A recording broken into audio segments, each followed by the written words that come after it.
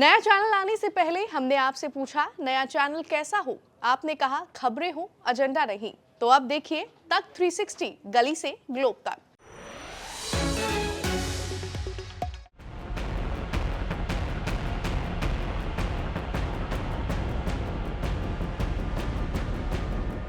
गाजियाबाद की वो महिला दरोगा जिसने नवरात्रि के पहले दिन बदमाश को गोली मारकर सुर्खियां बटोरी थी, जिसकी बहादुरी की मिसाल पूरे उत्तर प्रदेश में दी जा रही थी, आज वही लेडी सिंघम सलाखों के पीछे है। कल तक जो हाथों में बंदूक थामे बदमाशों का शिकार कर रही थी, आज उसी हाथ में रिश्वत के नोट थामे रंगे हाथों पकड़ी गई हैं।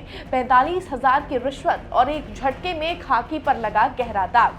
आखिर क्या है एनकाउंटर वाली दरोगा भुवनेश्वरी के रिश्वत कांड की पूरी कहानी, बताएंगे आपको जिला गाजियाबाद के आज के एपिसोड में। नमस्कार, दिल्ली तक देख रहे हैं आप, मैं हूं आपके साथ वैशाली महेश्वरी।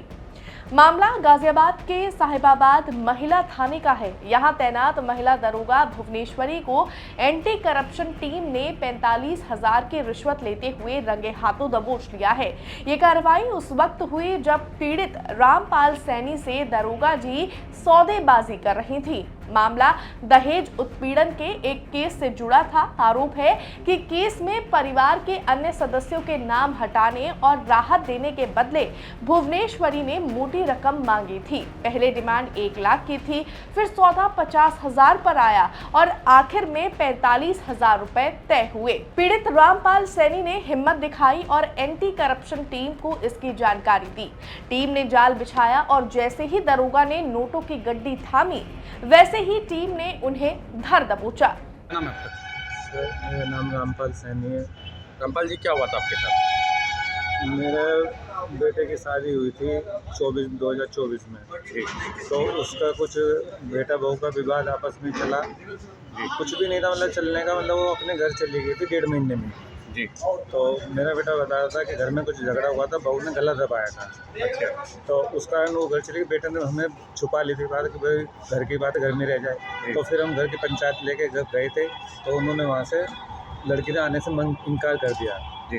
तो हमने फिर 9 नारा लगा के उनको लड़की को लाने की सोची कि घर की जैसे ऐसे नहीं होनी चाहिए, लाने की लगाई। जी। लाने के बाद में वो फिर भी था कोर्ट में जाके मना करिए, नहीं जाऊँगी मेरा। जी। ठीक है जी। ये पुलिस वाला मामला कैसे आता है? तो ये ऐसे हुआ कि जब वो नहीं आई तो फिर जो अब वो 9 महीने के बाद अब कह रही है कि मैं जाऊंगी।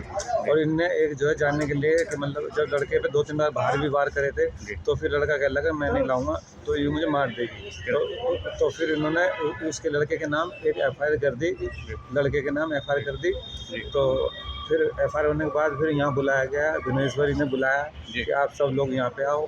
तो मैं मेरा बेटा आए थे, भुवनेश्वरी से साहिबाबाद थाने में बात करी कि मैम जी बताइए, कह लगे कि तुम्हारे बेटे के नाम में FIR है और बयान में तुम सबको मतलब जो है सबके नाम डालूंगी। जी।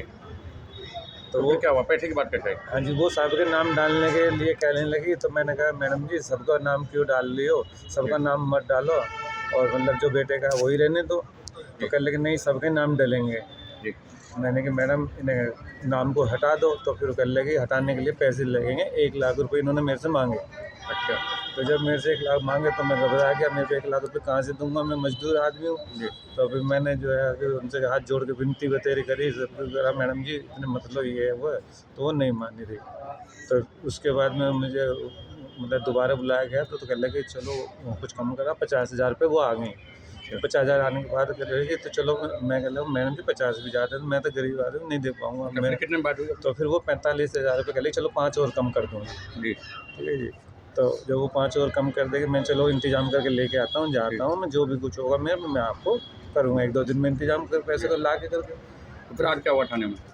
तो जब मैं वहाँ से जो है इंतज़ाम करा तो इन्होंने कल मेरे पास फ़ोन करा था अच्छा। कि भाई तेरा ड्रामा बहुत हो गया, तो आ रहा है या नहीं आ रहा। मैंने मैडम मैं आ रहा हूँ, मेरी घरवाली अस्पताल में है, बीमार है, मैं उसको छुट्टी लेकर आ जाऊँगा। तो कल लगे तो आ जाए, कल आ जा 12 बजे तक। नहीं ठीक है। तो जैसे वो मैं कल आज 12 बजे आने को रहा था तो 12:17 पे मेरे पे कॉल कर दिया मैडम ने कि भाई कहाँ है, तो आया नहीं। मैंने मैडम इंतजाम में हो, 5 मिनट में पहुँच रहा हूँ।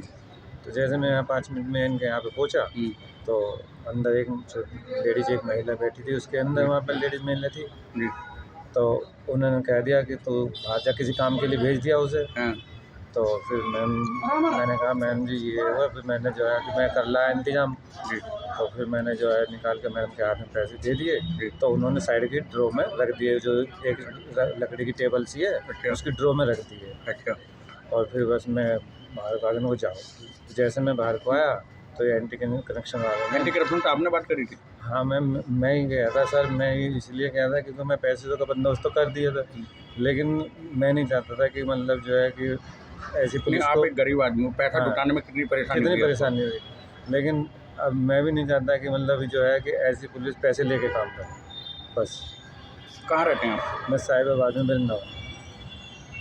गिरफ्तारी के बाद पुलिस विभाग में हड़कंप मच गया है। जिस चौकी पर न्याय की उम्मीद की जाती थी, वहां से एक दरोगा को अपराधी की तरह ले जाया गया। आपको बता दें, भुवनेश्वरी कोई मामूली दरोगा नहीं थी। पिछले साल 23 सितंबर यानी नवरात्रि के पहले दिन गाजियाबाद में महिला पुलिस टीम ने एक एनकाउंटर किया था। इसे यूपी का पहला ऑल महिला पुलिस एनकाउंटर बताया गया था। उस टीम में भुवनेश्वरी मुख्य भूमिका में थी। वहीं घायल बदमाश को अपने कंधे का सहारा देकर ले जाते हुए उनकी तस्वीर भी सोशल मीडिया पर खूब वायरल हुई थी। लोगों ने उन्हें हीरो माना था, लेकिन आज उसी हीरो की छवि रिश्वत की काली से मिट चुकी है। एंटी करप्शन टीम की इस कार्रवाई ने साफ कर दिया है कि कानून से ऊपर कोई नहीं है, चाहे वो एनकाउंटर करने वाली सेलिब्रिटी पुलिस ही क्यों ना हो। फिलहाल भुवनेश्वरी से पूछताछ जारी है और विभागीय कार्रवाई की तलवार लटक रही है। फिलहाल इस एपिसोड में बस इतना है, लेकिन दिल्ली एनसीआर से जुड़ी तमाम खबरों को देखने के लिए आप देखते रहिए दिल्ली तक।